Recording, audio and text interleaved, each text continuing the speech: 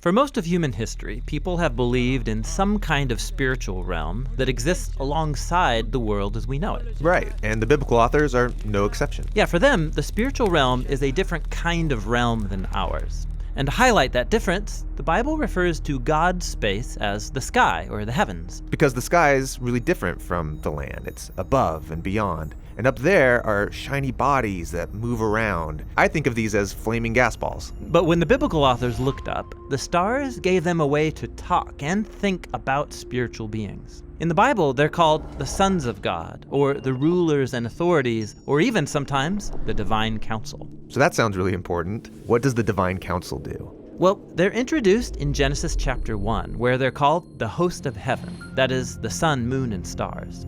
And there, they're also called signs, meaning that their power and status symbolizes and points to God's power and status. Yeah, so in Genesis 1, God appoints them to rule over the day and night. Exactly. And then later in the Bible, we're told that they were celebrating God's power and creativity when he created the world. Like the cheering section of a game. Yeah, right. There are also stories in the Bible where God invites the divine council to participate in making a decision. Like when they help decide how to bring down the corrupt Israelite King Ahab. Or in the book of Job, where they debate God's policy of rewarding people who do good. So they're like God's staff team.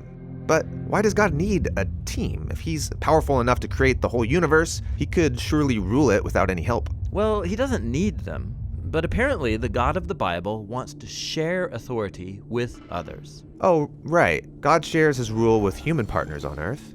And so, in the same way, there's a parallel story of God sharing his authority to rule with spiritual partners. Yes, that is, until it all falls apart in a twin rebellion. So you have humans who want to rule on Earth on their own terms. So they start building their own nation using their own definitions of good and evil. Yeah, the famous story of the building of Babylon. But check this out.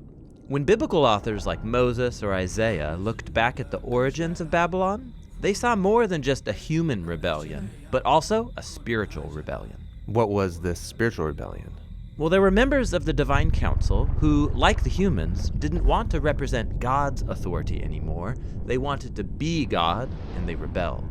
And so these created beings deceived humans into worshiping them instead of the Creator. And so Babylon becomes the biblical image for the combined human and spiritual rebellion.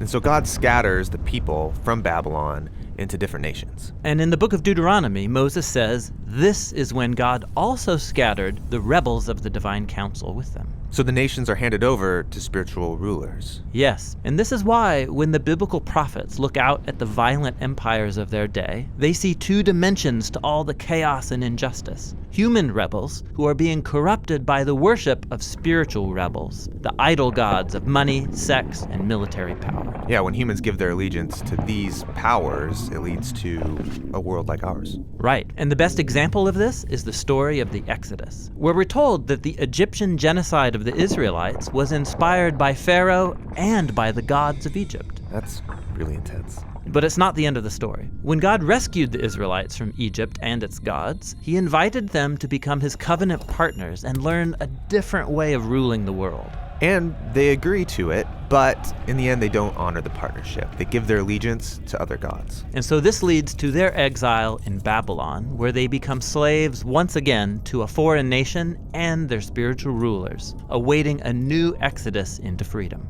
And this is where the story of Jesus picks up. He said he was here to rescue the world and take it back from the rebels. Which rebels? The human ones or the spiritual ones? Exactly. For Jesus, it was all connected. When he marched into Jerusalem for Passover, he was announcing the ultimate exodus. He was there to confront and overcome all rebel powers and authorities, and he did it by giving up his life. So this is what the Apostle Paul meant when he said that Jesus disarmed the powers and authorities, triumphing over them by the cross. Yes, Jesus condemned our evil by allowing the rebels to unleash all their hate and evil on him. But then he overcame it with the power of his love and resurrection life. And then Jesus told his followers that all authority in heaven and earth now belongs to him.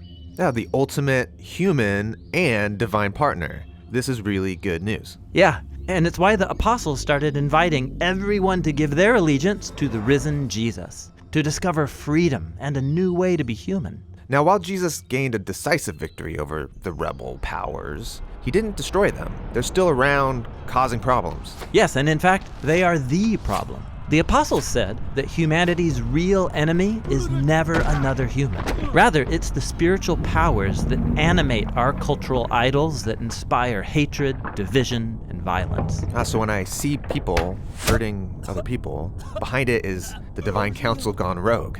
How do you deal with this kind of enemy? Well, the Apostle Paul said we can resist by putting on the character traits of Jesus like armor, faithfulness, justice, and peace. And he said that our only weapon is the Word of God. That is, the biblical story of good news that Jesus has overcome all rebels with the divine power of his life and love.